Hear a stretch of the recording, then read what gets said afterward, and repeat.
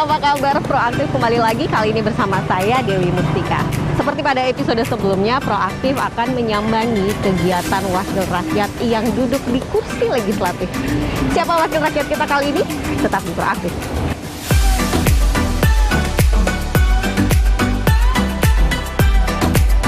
Pemirsa, kali ini saya sedang berada di kawasan Kota Lama Semarang. Itu artinya Kota Semarang merupakan daerah pemilihan dari anggota dewan yang akan kita sambangi kali ini.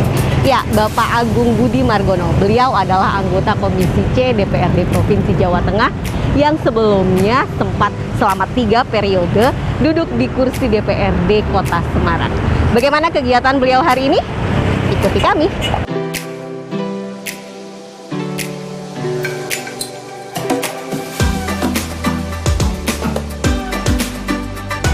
Di sini sih banyak kegiatan sih Pak. Kita ada tempat, venue, sama peralatan yang nantinya bisa kita fasilitasi untuk teman-teman industri kreatif yang mau pinjam.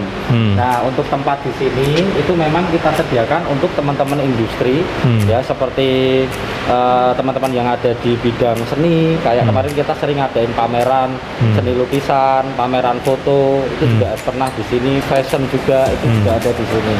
Ini keren-keren ya Mas? Ya. Kayaknya. Nah, ini salah satunya kan ada itunya yang jaga di ini produk lokal brand ya? Semarang. Semarang semua, Pak. Selamat siang semuanya. Selamat Aduh, siang. kayaknya seru banget ini ngobrolnya. Saya ganggu boleh ya, Pak ya? Oke, ya Mbak. Nah, pemirsa, seperti tadi yang saya sempat sampaikan di awal, kita hari ini akan menyambangi seorang anggota dewan yang boleh dibilang bahkan sudah 4 periode duduk di kursi legislatif. Betul ya Pak Agung? 4 periode. Yap. 17,5 tahun. 17,5 tahun pemirsa. Dan beliau adalah anggota Komisi C DPRD Provinsi Jawa Tengah. Dan hari ini Pak Agung sedang menyambangi, berkunjung ya Pak ya? Ini adalah Semarang Creative Hub. Yap. Betul ya? Iya. Pokoknya tempat keren yang di Kota Semarang. Pak Agung di Komisi C, tapi kenapa lebih banyak mengurusin hal-hal berbau kreatif seperti ini Pak? Ya, kalau dalam penugasan kan sebenarnya komisinya keuangan. Ada mitra kami juga perusahaan daerah. Tapi sebelumnya memang ini kan bukan kerja saat ini saja. Sejak dulu bareng teman-teman di Komite Ekonomi Kreatif Kota Semarang, kita pernah juga bareng-bareng untuk bagaimana ayo kita pengen majukan industri kreatif Kota Semarang. Kota Semarang itu banyak, seperti tadi cerita ya, banyak komunitas-komunitas yang memang sudah selama ini berjalan.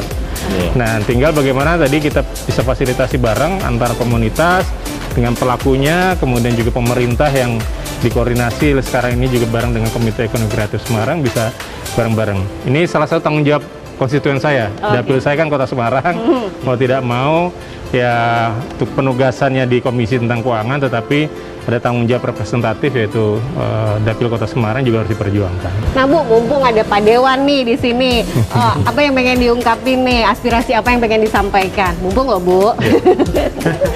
Ya, untuk ini mumpung untuk ada Pak Dewan ya Pak, ini saya ingin menyampaikan di sini kan banyak ada fashion, dari bidang fashion, ada dari barang antik juga, ada seni. Mungkin kalau dari fashion ini untuk fasilitasnya mungkin apa ya, dari apa fasilitas untuk kan kita juga untuk fashion ini butuh promosi juga. Mungkin dari promosinya, dari fasilitas kartunnya gitu, mungkin dicantik, mungkin desainnya juga untuk apa dibikin sesuatu yang lebih apa ya, menarik pengunjung ke kita. Baik, saya pikir ini penting ya. Ya inilah ketika kita bisa ketemu dengan masyarakat bisa menyampaikan apa yang mesti dilakukan pemerintah. Kalau konteks provinsi, karena saya mitranya di provinsi, ada beberapa mitra kami seperti Bank Jateng nanti. PRPP kita juga baru kemarin putuskan sebagai holding perusahaan daerah khusus pariwisata. Ya, selama ini hanya ngurusi PRPP yang di sana, memang tetap kita minta, tapi sekarang termasuk seluruh hal yang kaitan dengan pariwisata. Entah mungkin hotelnya, entah mungkin nanti event-event acara yang memang berkaitan dengan pariwisata yang mendatangkan wisatawan. Kebetulan mitra kami, sekarang saya di Komisi C, ya insya Allah lah apa yang tadi disampaikan, coba kita akan lebih kembangkan ya.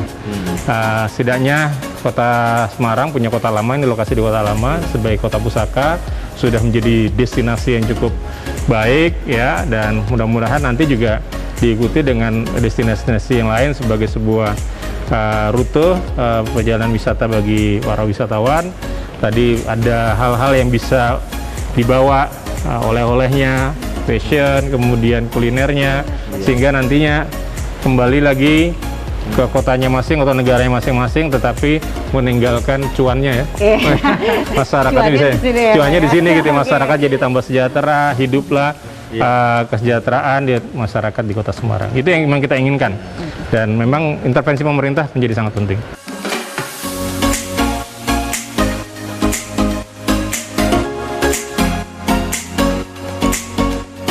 Ini produk yang bagus ya dari ekonomi kreatif Semarang.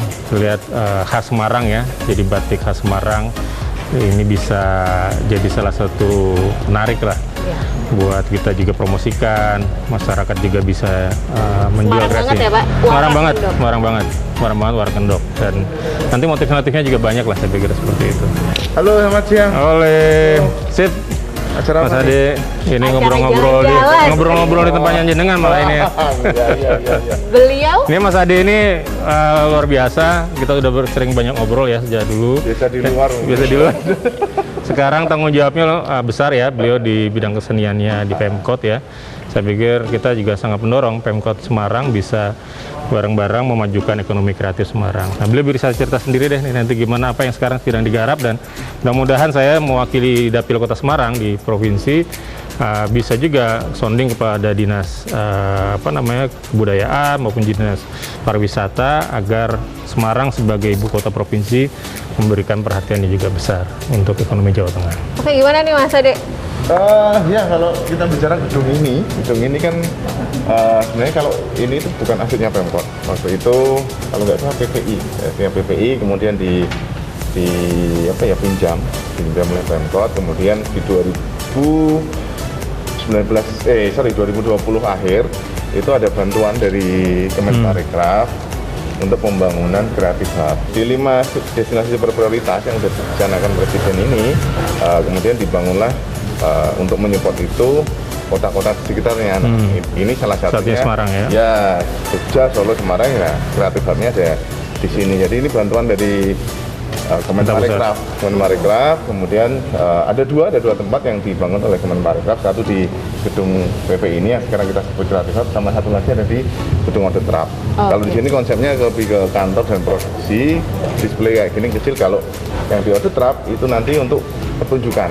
Kita juga disupport ini Pak Agung alat-alat untuk mulai dari jahit, bikin apa, kemudian alat fotografi, sound, Selengkap itu ya di sound, sini ya. mixer, bahkan Jadi di dalam juga ada pemerintah pusat ya? Iya, di Kementerian. pusat. Iya. Ini saya pikir bagus ya, artinya Pemkot terlibat, nanti Pemprov juga terlibat, pemerintah pusat terlibat, jadi sungkuyung bareng. Ya. Jadi kalau memang ini bisa sungkuyung bareng kan enak. Bergerak bersama ya, seluruh pihak stakeholder bersama. Kami juga legislatif juga mendorong full ya, karena Semarang ini ya harus ada tempat jujukan ya yang menarik, salah satunya di Kota Lama ini ya, agar juga orang yang sudah kepo pengen datang ke Kota Semarang ya, apa yang mereka persepsikan ya sesuai, bahkan lebih dari yang mereka gambar. Oh, rupanya asik ya dari ekspektasi mereka gitu ya. Jadi bukan hanya ngelihat bangunannya, tapi juga ada activity ya, ada activity ya, ada kegiatan yang mendukung, dan masyarakat semua Semarang juga terlibat.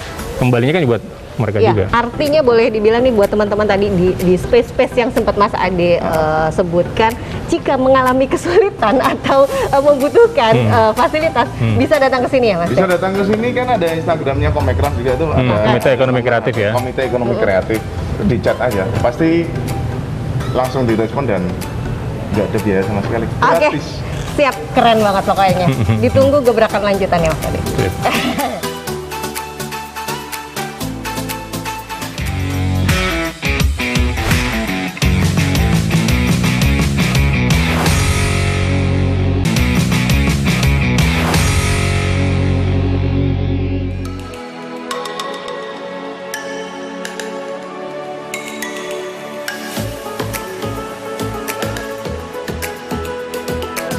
Pemirsa, kita ada di lokasi berikutnya nih, dan ini adalah salah satu bukunya Pak Agung, judulnya menyeduh masa depan ya Pak ya. Iya.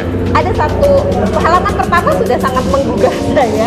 Suara anak muda selalu dibutuhkan namun tidak pernah diperjuangkan. Ini yang kayaknya jadi triggernya Pak Agung ya. Iya. Bahkan kalau mau tahu nih pemirsa, saat ini kita ada di sebuah kafe dan beginilah cara Pak Agung berdiskusi dengan teman-teman muda ya Pak. Iya, iya, iya. Dengan suasana yang santai, Iya. masuk ke dalam lingkungan teman-teman muda. Iya, iya. Apa yang membuat Bapak berpikir kalau anak muda ini seperti yang Bapak tulis di sini, emang kenyataannya seperti ini Pak? Iya, ya selama ini kan kalau bicara politisi, dunia politik ya, anak muda itu sebagai objek, suaranya gede gitu kan ya, rame gitu kan, tetapi setelah itu apa yang kemudian diperjuangkan sebenarnya itu boleh jadi tidak betul-betul direalisasikan. Nah, tentu kita kepingin anak muda itu tidak hanya sebagai objek, tapi juga subjek. Ya, salah satu caranya adalah tentu ya kita bisa ngobrol bareng ya, seperti suasana kayak gini. Saya dengan Mas Nurdin, beliau ada di komunitas konten kreator ya. Jadi kita aja anak-anak muda. Ini saya juga bareng Mas Andiono, dia tenaga ahli di DPRD yang memberikan masukan-masukan saya apa yang mesti kita respon. Nah, cara komunikasinya agar sampai ke anak muda ya saya gandeng ngobrol sama Mas Nurdin dan kawan-kawan di komunitas Bangga Semarang ya. Mereka bikin konten buat saya. Ya, apa nih yang mesti bisa direspon oleh DPRD dengan model TikTok misalkan. Kemudian kemarin kita bikin YouTube juga dan beberapa pola sosial media yang bisa kita lakukan, sehingga gagasan apa yang ada di pikiran kita, apa yang kemudian sedang direncanakan oleh pemerintah itu ya tentu dengan bahasanya anak muda, dengan caranya anak muda ya, nggak bisa dengan cara lama gitu kan ya, harus banyak baca ya. Sekarang dengan misalkan sosial media, video konten kreator itu akan memudahkan dan bisa jadi malah mereka yang anak-anak muda ini yang kita minta libatkan untuk bisa membuat konten itu. Oke, nah tadi Mas Nurdin ya dari Bangga Semarang. Khusus konten-konten Semarang kah? Untuk saat ini ya sesuai namanya kita membuat akun dengan tujuan besar yaitu membuat orang-orang Semarang itu bangga dengan Semarang, dan orang-orang yang sudah keluar dari Semarang yang pernah tinggal di sini juga ketika nostalgia itu bisa melihat konten-konten kami dan nostalgia dengan kota Semarang. Di sini juga ada Mbak Anggi dan Mas Andi. Mbak Anggi, ada nggak yang pengen disampaikan nih ke mumpung ada Pak Agung di sini, bisa disampaikan loh nanti. Silakan. Gini Pak Agung, kita sebagai mahasiswa, sebagai mahasiswa itu akan sangat senang sekali dan akan sangat apa ya, respect dengan ketika kita memiliki kesempatan untuk bisa bergabung dengan pemerintah, ikut sertakan itu akan sangat apa ya, ada rasa terhormat juga karena kan kita akan jadi bagian di masa depan yang seperti Pak Agung bilang kan. Dan kalau saya sendiri sebagai mahasiswa pengen nih Pak ada co-working space, jadi ada tempat untuk mahasiswa ini bisa diskusi, ada ruang untuk diskusi, ada ruang untuk kita belajar yang bisa dimasuki oleh mahasiswa dari semua kalangan gitu. Iya. Jadi itu sih Pak, pengennya jadi ada beberapa titik atau corner gitu untuk kita bisa merasakan fasilitas yang disediakan, entah itu fasilitas yang ada atau mungkin sinyal atau wifi seperti itu. Oke. Berarti kreatif hub-nya harus ditambah Iya. Pak. Kreatif hub-nya harus ditambah Pak. Iya.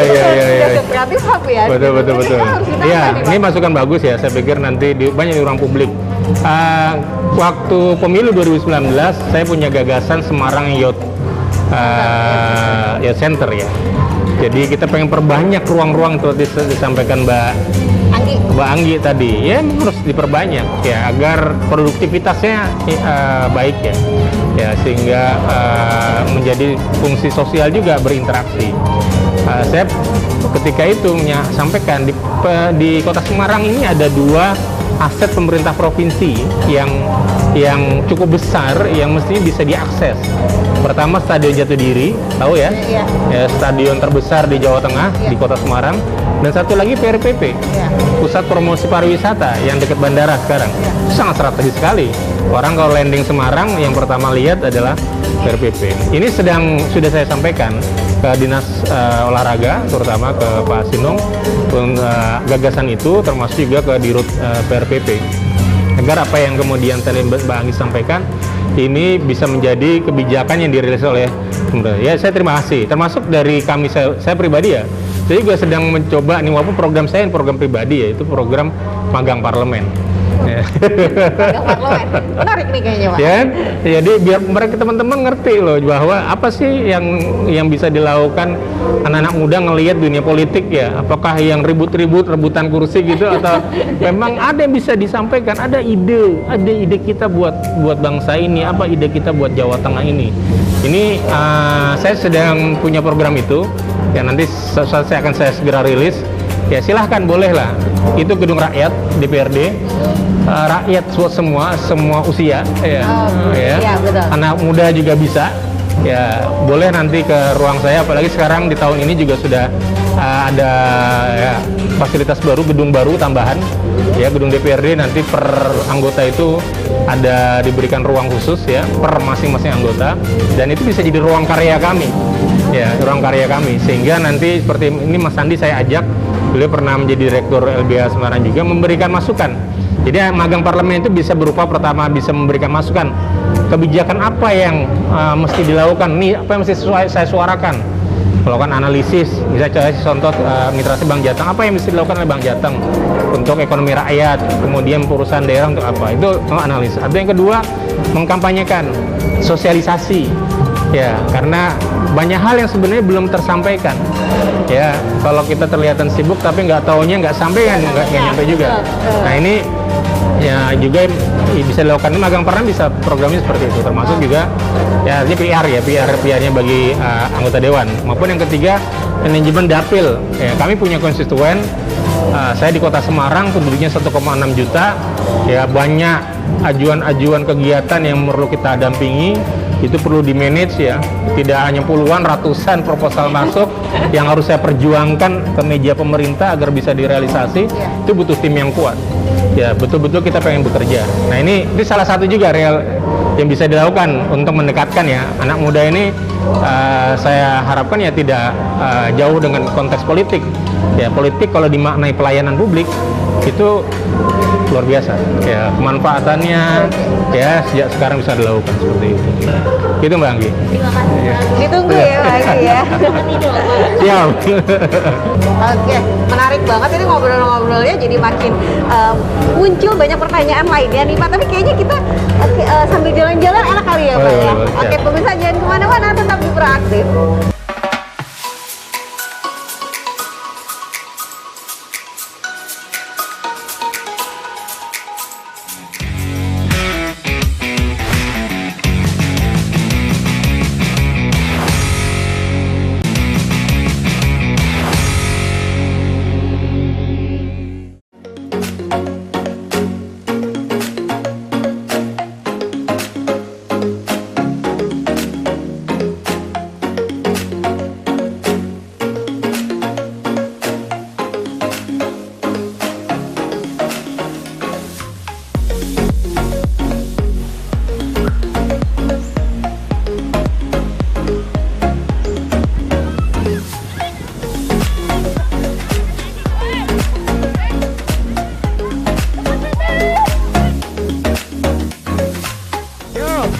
Hey.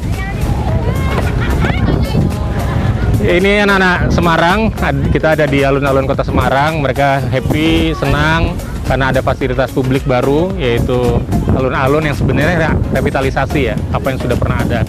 Semoga kita mendorong pemerintah membuka banyak lokasi fasilitas publik yang ada di kota Semarang dengan taman-taman yang ada, sehingga generasi kita saat ini, anak-anak ini bisa menikmati masa kecilnya, menikmati masa depan dengan cerita-cerita bahwa kota Semarang itu sangat menyenangkan buat mereka. Karena mereka lah yang akan mengisi masa depan kita, mengisi masa depan bangsa ini, mengisi masa depan kota Semarang dan Jawa Tengah.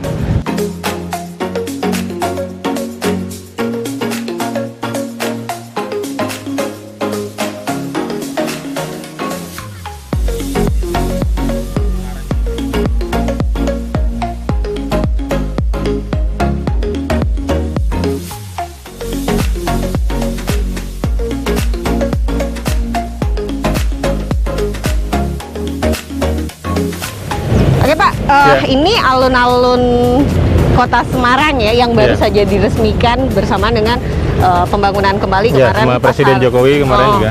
Nah, ini kan juga ada di dapil Bapak ya, boleh Iya. dibilang, sebagai salah satu ikon nih dari Iya. Komisi C sendiri khususnya, atau mungkin ada apa ya, boleh dibilang target pribadi deh gitu loh. Setelah alun-alun, apalagi nih yang mau digarap Pak? Ya, tadi sebelumnya kita sudah ngobrol tentang anak muda, lagi-lagi anak muda sebagai jumlah penduduk yang sekarang ini terbesar ya, Iya. dengan bonus Bonus demografi. Ya, gagasannya memang kita mendorong adanya Semarang Youth Center ya. Ada beberapa aset pemerintah provinsi yang bisa kita berdayakan di Trenggalek Bajuang maupun juga di mana PRPP ya yang pemerintah provinsi lakukan dengan melibatkan anak-anak muda. Ya, tapi selain itu juga sebenarnya kita berharap si Kota Semarang ini sebagai kota pantai ya, ini belum banyak disentuh. Ya, Jadi di kota pantai selain ada aktivitas pelabuhan, ada aktivitas perikanan dan juga sebagai event pariwisata. oh, Ada beberapa lokasi yang saya sendiri sudah ke sana, misalkan di daerah Tugurejo. Itu ada kawasan yang anak-anak muda di sana mengembangkan destinasi pariwisata, naik perahu segala macam. Nah, ini kan betapa Semarang ini banyak hal yang bisa kita lakukan di sini. Ya, selain memori tentang kota lama tadi, termasuk sekarang di alun-alun, ya kita juga punya kota pantai. Belum lagi nanti ke Mijen, ya di kota atas, Oke. yaitu Iya. di Gunung Pati, Gunung ada sentra-sentra buah durian di sana. Yes, betul. Durian yang sudah juara nasional loh. Oke. Dan ada di buku saya tadi itu, bagaimana saya sampaikan Semarang itu juga banyak Potensi ya, Pak, potensi lokal ya yang bisa kita kenalkan. Dan tentunya saya ya tanggung jawab sebagai anggota DPRD provinsi mewakili Dapil Kota Semarang ya berusaha untuk di dalam kebijakan pemerintah memperjuangkan ya. Berarti misalkan besok Maret kita ada musrembang ya, usaha perencanaan pembangunan ya, tentu harapan kami banyak pikiran-pikiran yang disebut dengan pokok-pokok pikiran pokir DPRD yang tentu mendukung bagaimana Semarang ini lebih baik lagi ke depan dengan program-program yang kami usulkan. Dengan varian tadi, banyak lokasi-lokasi yang bisa kita berdayakan. Seperti itu. Boleh dibilang Pak Agung termasuk anggota dewan yang concern banget sama anak muda ya Pak ya? Boleh Ya, dibilang? kurang lebih ya. Ya mudah-mudahan ini bagian dari cara kita berkomunikasi ya. Apalagi tadi saya katakan, masa anak muda ini tidak hanya bicara hari ini, juga bicara hari esok.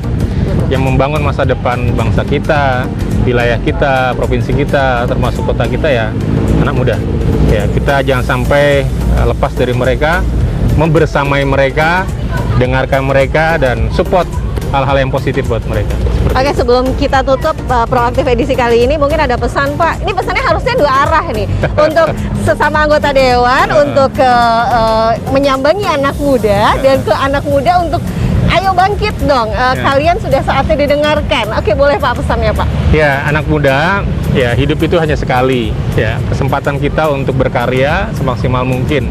Ya, cintai kota kita, cintai negeri kita, berikanlah karya terbaik berbentuk prestasi dan prasasti Anda. Ya, selama memang kita diberikan kesempatan. Di Kota Semarang banyak karya yang bisa kita lakukan. Ayo bareng-bareng kami di parlemen, di DPRD provinsi siap bermitra, siap berkolaborasi dengan Anda semuanya di era digital, di era millennials, disruption sekarang ini. Semoga Indonesia semakin maju, Jawa Tengah semakin maju, dan juga Kota Semarang. Demikian, terima kasih. Oke, senang sekali hari ini saya benar-benar menemani Pak Agung melek jadinya Pak, melek digital, melek ternyata Semarang memang potensinya cukup banyak gitu kan, padahal saya tinggal di Semarang ya. Oke pemirsa, pesan buat Anda, tetap pakai masker, tetap selalu jaga kesehatan, Covid belum selesai ya Pak ya. Betul. Tetap selalu jaga jarak, 3M-nya jangan lupa. Saya Dewi Mustika pamit undur diri, sampai jumpa.